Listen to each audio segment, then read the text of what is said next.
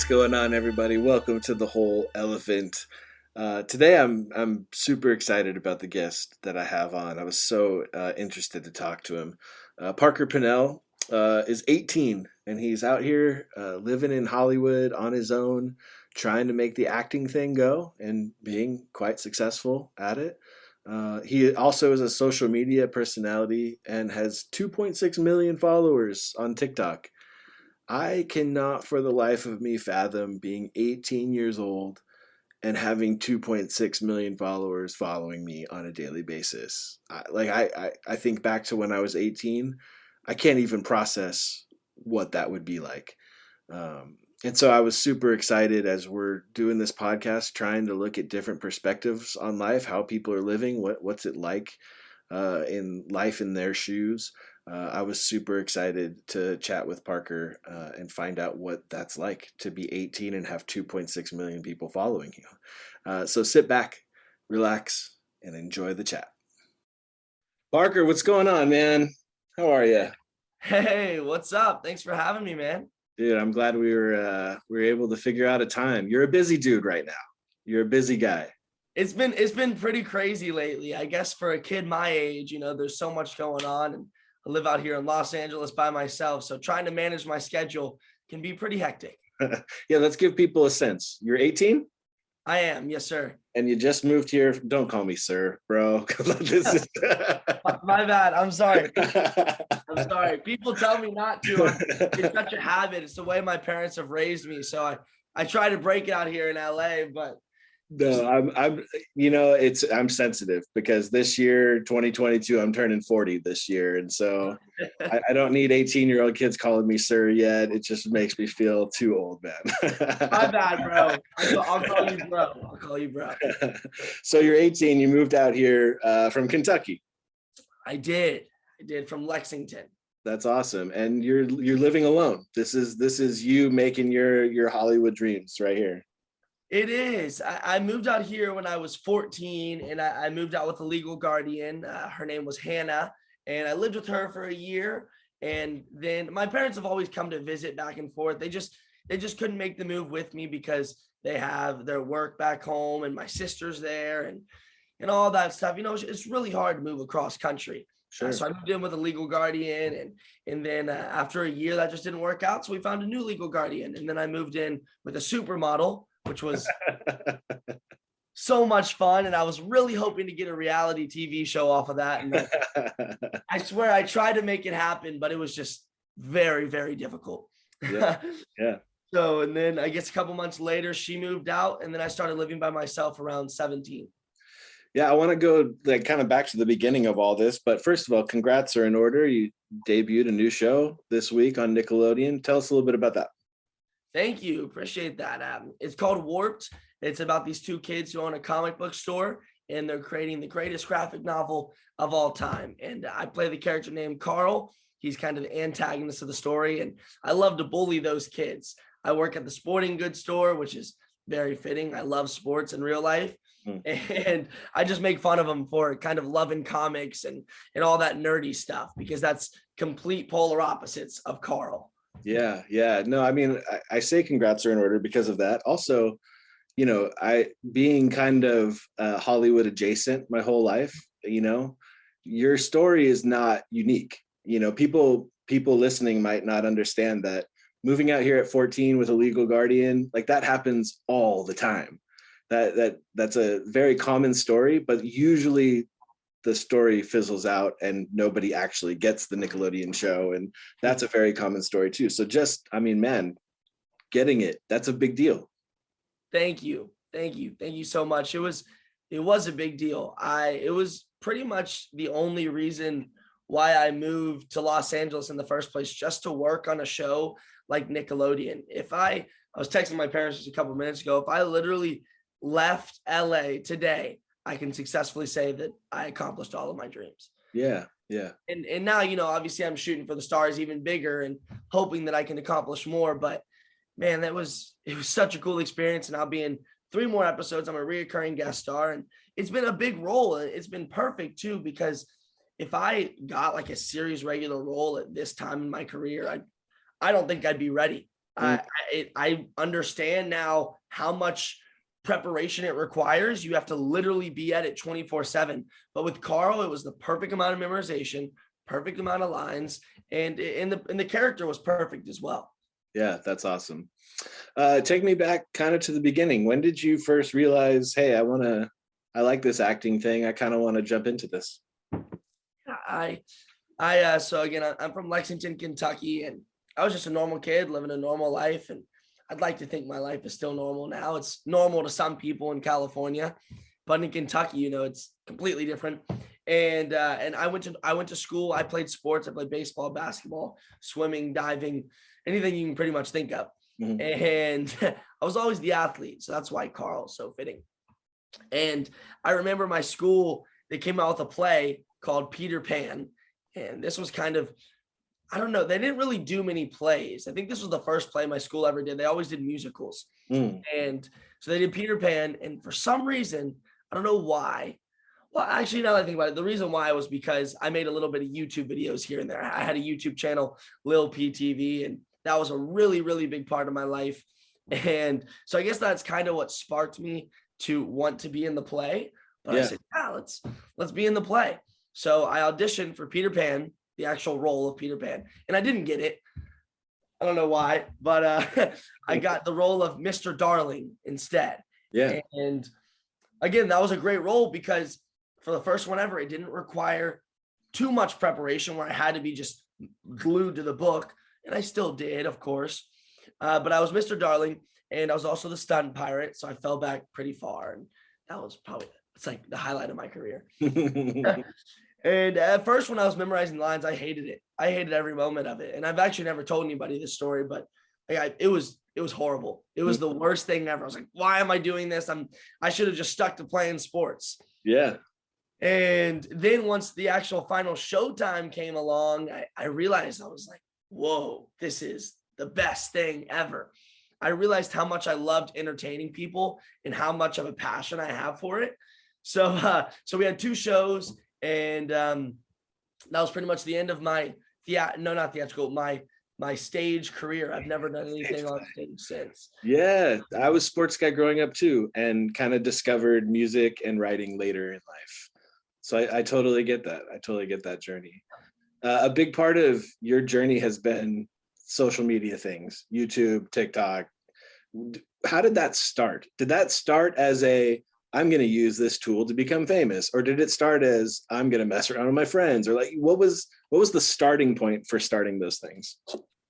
Yeah, so the starting point for my YouTube channel was Lil PTV. That's the name of it. And I still have my pop socket on there. Lil Nice. PTV. Nice. And it was literally just to have a good time. I've always been a natural personality in front of the camera, and that's what my parents will say as well.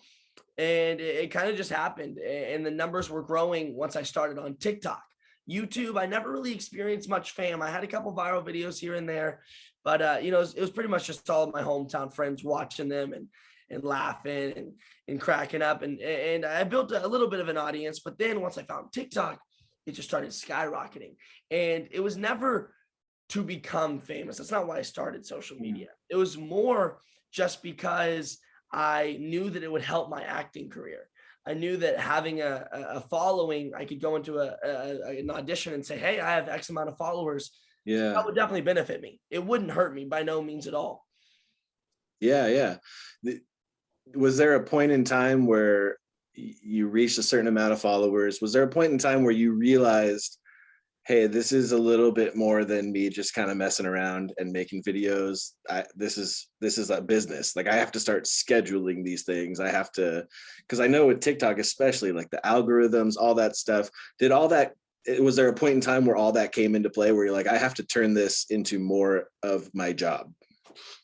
Yeah, I can't think of like a designated point in time, but I kind of realized that about 2 years ago, I would say, when my videos started just getting tons of views. And when I started was around October 2018. So they didn't really have many monetization options there. You couldn't monetize your videos, and still to this day, that's not really going to be the best way to make money. Sure. But I was just getting brand deals. And I remember when people would start reaching out just to have their song playing in the background of my video. And I told my parents that, and we were all just blown away. And I was making, a couple $100, and I thought it was just the coolest thing ever. So that's kind of when I started realizing it and taking it a little bit more seriously. Yeah, yeah.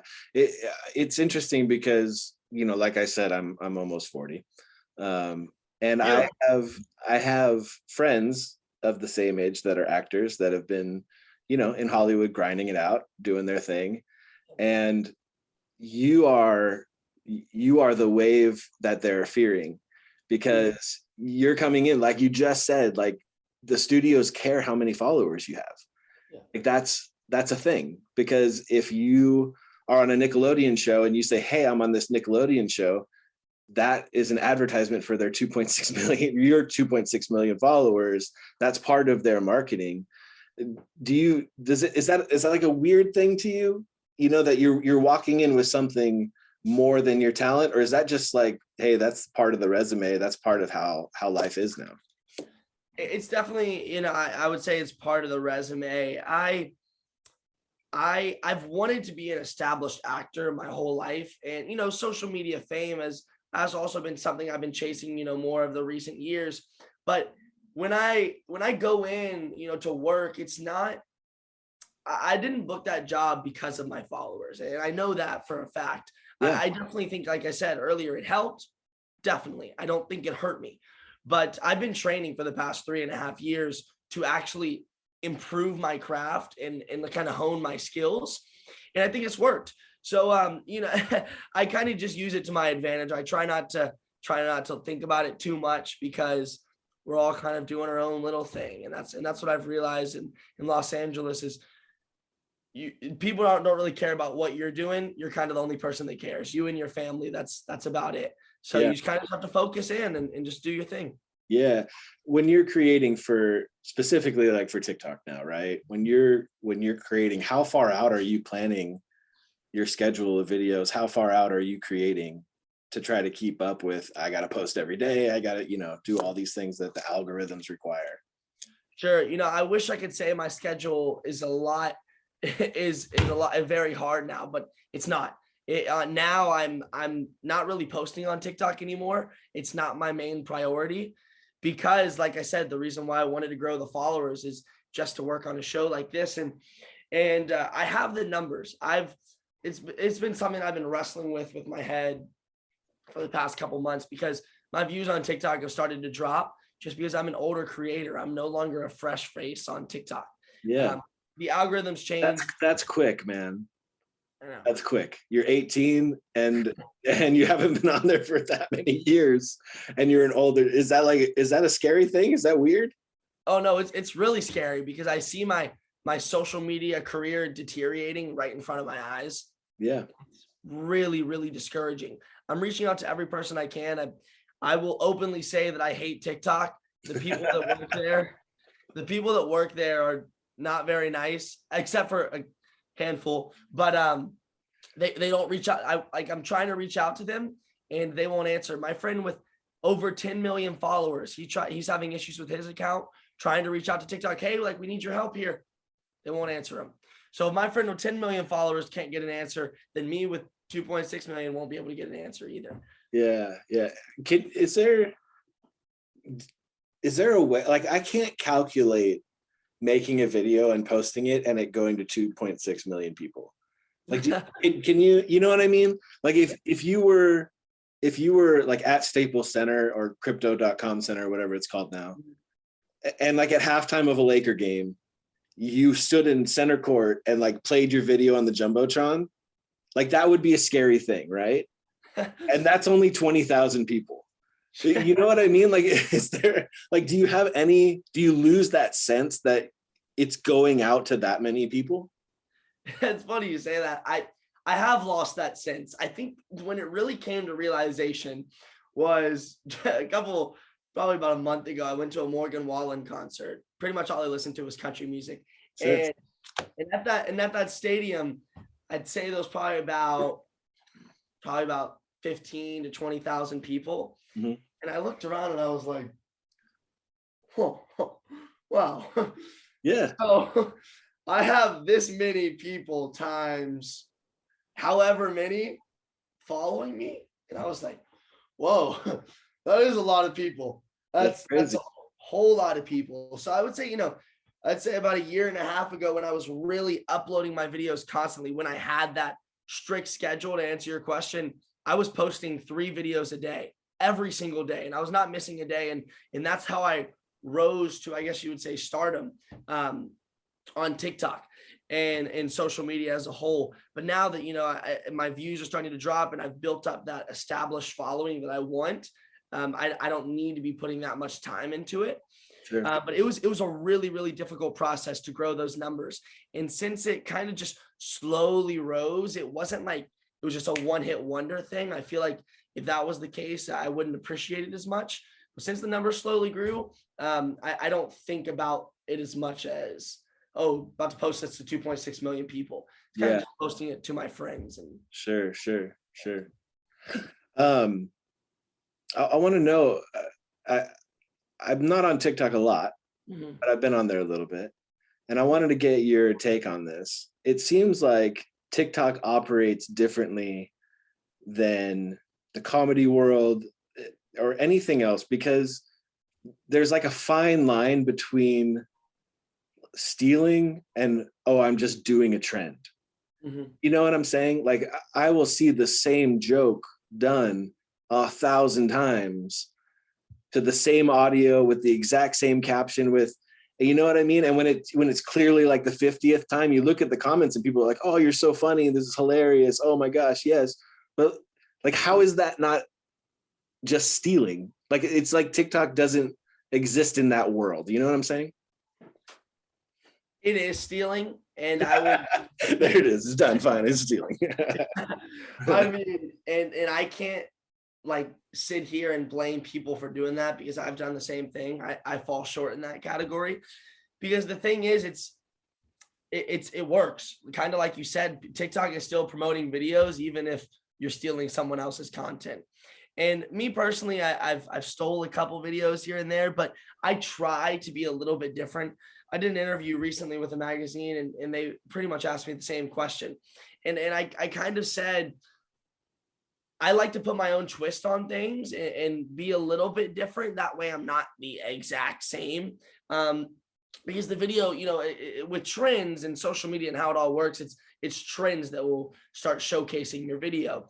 And if you're able to catch on to the trends at an early stage, then you'll start to experience virality. And with the trends, videos are going to be very similar because it's a trend. Yeah. But if you really copy someone, you're not going to experience. Well, maybe you will. I know there's one TikToker who literally copies every single word for word of one video, and he has like 8 million followers. So Yeah. I don't know how that works. TikTok doesn't really care, but I like to be a tad different. Yeah. It's a weird thing. I mean, I remember early on in TikTok, I think it was Wayne Brady that was like trying to go like, "Hey, hold on, let's put a pause on this. Like, what are we doing? You guys are just stealing my friend's thing that they made and you getting more views than they are. Like, what is going on?" But it seems like the TikTok community in general just went, "Yeah, that's just kind of what we do. That's just kind of, it's different rules here." Exactly. You pretty much nailed it there. That is what they do. And I can't say I wish it's different because it helps the creators in their creation process and it Sure. makes it so much easier than actually thinking of ideas and sitting there. And I've done that many a times before, just jotting down ideas, writing them down. That's how I used to do it. And seeing what people would engage with, seeing what works on my profile. And I really used to break it down, every single bit of it. I broke down exactly how to go viral.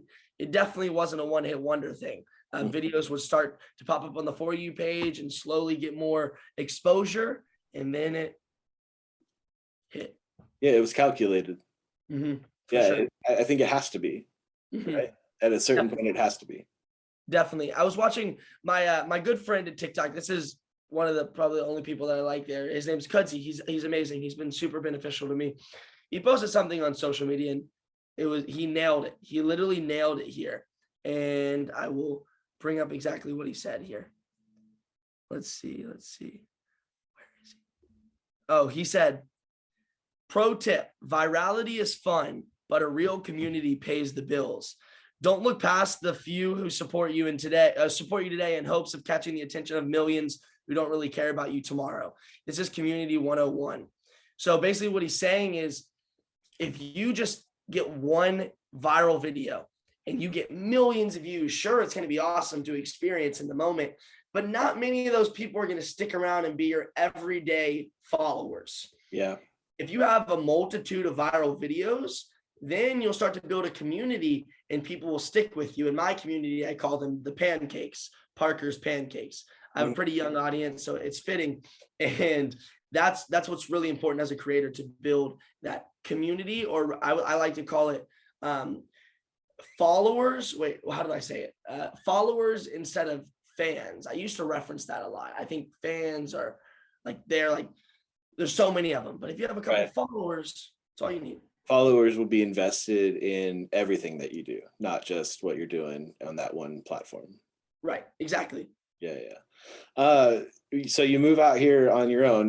Do you have a community of people? You're not the only one out here, doing TikTok, trying to do the acting thing. Is there a community of people that you have around you out here? There is a community. I have a pretty small friend group. It's not too large. It used to be a lot bigger. And it's one thing I've realized in LA is people do come and go. And, we're at such a young age, and it stinks. It stinks that happens, but it's all part of life. And, I do have good friends, and they all kind of do social media together. And we all have, I guess, large followings. I couldn't even tell you how many followers some of my friends have. I used to think about it more, but now I've started to realize that, you should like people for exactly who they are and not how many followers they have. And yeah, that's what I was going to ask. Is it hard to have community like that when it's also like competition?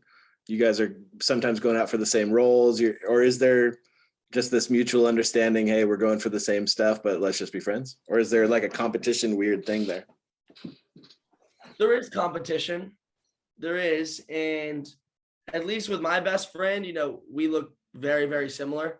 And we pretty much audition on the same stuff. He auditioned for the role of Carl on Warped, and we kind of go back and forth. And I think it's kind of a fun thing too. Just like with your buddies, if you're wherever you are, if you're playing sports, who can make the team, who can get the starting spot. Yeah. But we support each other, and I support my buddy. His name's Connor Finnerty, and he's a super talented kid, and I support everything he does, and I hope that he supports everything that I do too. And seems like he does. So we're kind of all in it together. But it does make me wonder, with some of my friends, like, would they still like me even if I don't have followers? And I think they do. I've done a pretty good job narrowing it down. I've lost plenty because of that. And the reason why I say it is, like, for a long time before I really start hanging out with a friend, I don't post them on my social media. And I try not to think about it too much. And I know it may sound kind of like narcissistic, like, oh, posting someone on social media. But when you do have, I guess, a larger following, you kind of do have to be careful with that, because if you immediately post someone, you'll start to realize like exactly why they like you. If you go a couple months without posting them and they're still friends with you, then, maybe they'll like you like as a real person. Yeah. Has that been a hard thing to navigate? I mean, you said you've kind of learned. What are the attributes that you're looking for in a real friend, or what are the red flags that you see when someone's just trying to use you for your followers? Or how do you navigate that? Dude, I wish I had more friends, man. I do. It's just, the thing is, in LA, there's not many of my kind of people. I'm a very firm Christian, and you don't see many of those here in LA, and especially in the entertainment industry. And I also love to adventure and explore and go out and have fun, and I love adrenaline. And so it's kind of hard. But, I think with the thing is, I guess what I look for is just someone who is raised right and has never really thought about my friend requirements. They kind of just come along, I guess. Yeah, but what are the red flags? Like, have you seen people that you're like, oh man, this person is just, they're trying to bank off my followers, they're trying to get me to post? Like, is that stuff popped up? Yeah, it's not always just banking off followers. It's kind of just only worrying about yourself and not really mutual in the friendship. But I would say liars, people who constantly will lie. I would say people who are very egotistical and are very invested in their own careers and not as much worried. And that's okay to be invested in your own career. That's totally fine, like as we all should be. But to have that love and passion for your friends' careers as well and be able to build them up. And it's really cool. For my recent show, I wasn't able to make it, but my parents, they had a really big screening back home in Kentucky at the local movie theater. And man, all of my hometown friends showed up, all of them. And it was the coolest thing. I wish I could have been there, but they all showed so much support, so Mm. much support. And that just really makes me happy too, because they've been friends with me for so many years and they've stuck with me, and I try to stick with them as well. But that's been awesome to have those kind of friends and also have friends out here in California. Yeah. What's the next step? You use the TikTok thing to get some followers, to get in some doors, to move to LA. You got it on the Nickelodeon show. What's the next step that you're trying to achieve right now? Sure. Like I was saying a little earlier, I think I've achieved as many social media followers as I want. I if I keep growing, that's amazing, and that's definitely an accomplishment. But I would say the next step would be hopefully to be on a major motion picture, to be on the big screen. And another big thing is kind of outside of the entertainment industry. I'm getting my real estate license here really soon. I'm trying to have several different streams of income. So real estate's a big one for me. And I want to be a stand-up comedian. I've already done a couple shows, but hopefully I can do more of those. But I'd say number one is definitely to be on the big screen. Yeah, awesome. Awesome. So a large part of my journey and why I started this podcast was just hearing about other people's faith journeys and God and spirituality, and or no God, no spirituality, what people have kind of lived their life doing and believing. What resonates with you when I say that? What is your journey been? You already mentioned you're a Christian and that's been a big part of your life. Has that always been the case? It has always been the case. It has. I've always been raised into it. My parents have tried to hone that into me, or pound that into me. Just that God's always number one, family's number two, and everything else, kind of falls shortly after.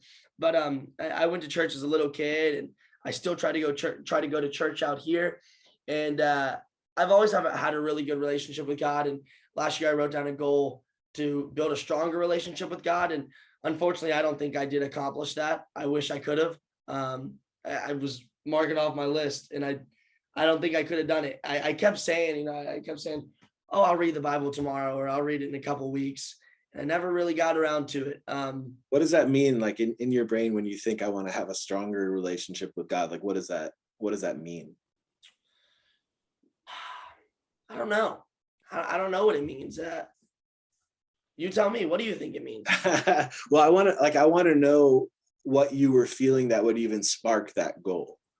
You know what I'm saying? Like, were you feeling disconnected? Were you feeling, you know what I mean? Like, what were you feeling that would even make you think I want to feel closer to God? You have to give me a second on this. What was I feeling?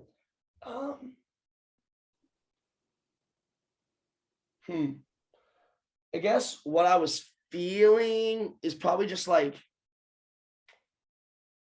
I don't know. You have to come back to me. I gotta think on that. Yeah, for sure.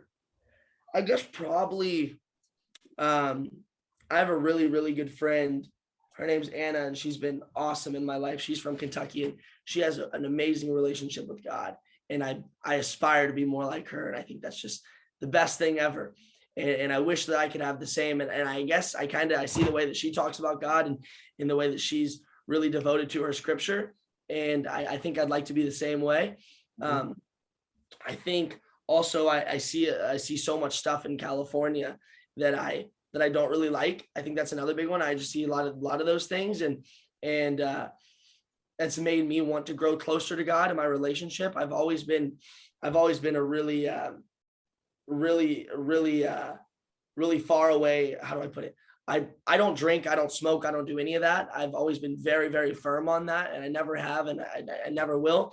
I'll probably eventually drink when I turn 21, just like, very, very minimal.